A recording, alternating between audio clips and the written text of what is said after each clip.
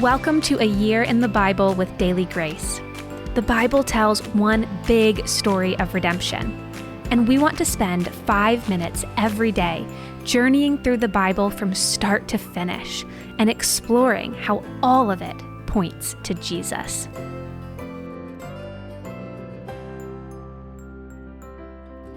Welcome back to another episode of A Year in the Bible with Daily Grace. This is Stephanie, your host through the book of Jeremiah. Today we're covering chapters 40, 41, and 42. In the last chapter, we read about the fall of Jerusalem to Babylon. We read that King Nebuchadnezzar instructed no harm to be done to Jeremiah. In chapter 40, Jeremiah is released. As he frees Jeremiah from his chains, the captain of the guard shares truths he knows. This disaster was ordered and fulfilled by God because the people sinned against him with their disobedience. Though he was a pagan, he understood the judgment, and he advises Jeremiah to go north of Jerusalem to a man named Gedaliah. This man was appointed by King Nebuchadnezzar over the cities of Judah. Gedaliah was sort of like a governor. So Jeremiah goes to be with a remnant. Rather than being taken care of in Babylon, Jeremiah chooses to go to a war-torn land.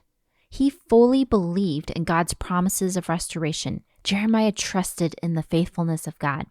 In Mizpah, Gedaliah instructs the remnant to not be afraid of the Babylonians. They are instructed to serve the king and live there. They're told to gather and store wine and fruit and oil. And other Judeans catch wind of this, and they come and harvest wine and fruit too. But then we read about a death plot against Gedaliah.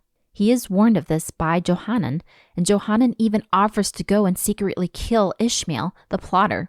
Johanan doesn't want the people to scatter and the remnant to perish. But Gedaliah doesn't believe him. Instead, the next month, he hosts Ishmael and 10 of his men. They share a meal together, and then there's a massacre.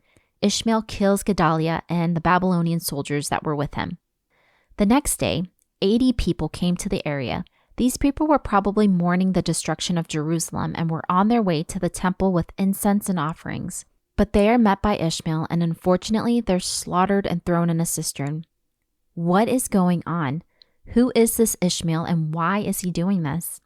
Ishmael was one of the commanders of the armies in the countryside, and get this, he was actually a fellow Israelite. But jealousy and bitterness was brewing, and Ishmael posed an insurrection. When Johanan heard about this, he and other commanders went to stop Ishmael. Though Ishmael was able to escape, Johanan and the commanders were able to free the people they took captive, and they made their way toward Egypt away from the Babylonians.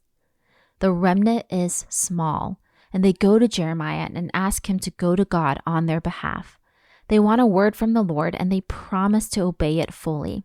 So Jeremiah agrees, and for 10 days he prays.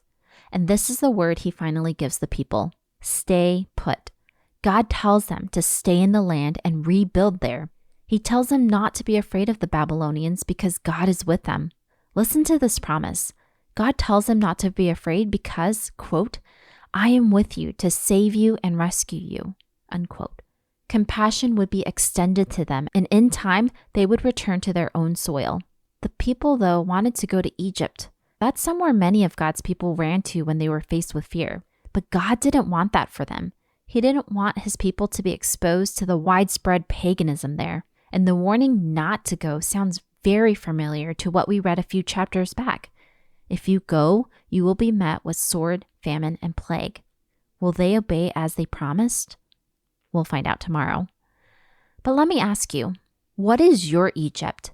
Where do you want to run when you're faced with fear?